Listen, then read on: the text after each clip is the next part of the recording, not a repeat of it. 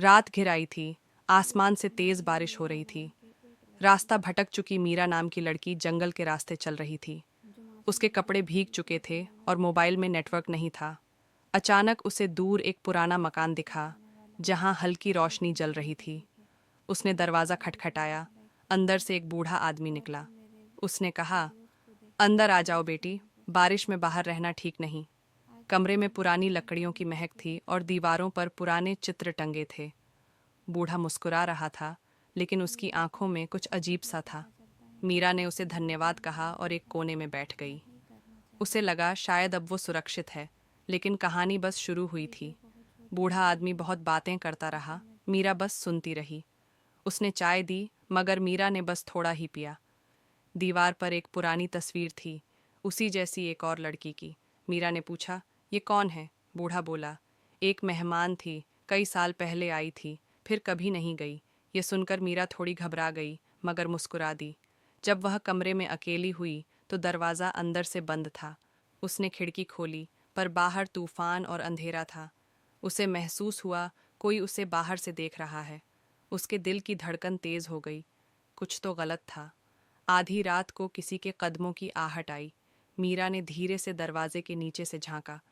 परछाई हिल रही थी। बूढ़ा आदमी फुसफुसा रहा था, वो बिल्कुल वैसी ही है। मीरा कांप गई। उसने खुद को कंबल में छिपा लिया। दरवाज़ा धीरे धीरे खुला, पर उसने आंखें बंद रखीं।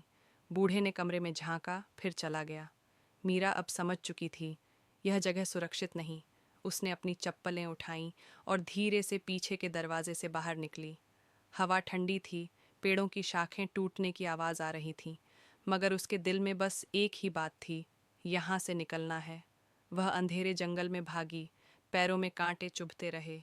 पीछे से बूढ़े की आवाज़ आई, रुक जाओ, तुमसे बात करनी है। मीरा ने पीछे मुड़कर नहीं देखा।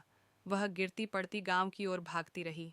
अचानक एक लालटेन की रोशनी दिखी। कुछ गांव वाले वहां थे। उसने चिल्लाकर कहा, वो आदमी, वो मुझे पकड़ना चाहता था। गांव वाले तुरंत उस पुराने घर की ओर दौड़े। जब पहुंचे तो मकान खाली था, बस एक पुराना झोला पड़ा था। उसमें वही तस्वीर थी जिसमें पुरानी लड़की थी। सब समझ गए, बूढ़ा कई सालों से लड़कियों को फंसाता आ रहा था। अगली सुबह सूरज निकला और मीरा की जान बच गई थी। गांव वालों ने पुलिस को बुलाया, मगर बूढ़ा फिर कभी नहीं मिला। उस घर को अब कोई नहीं जाता। लोग कहते हैं वहां सायों की आहट है।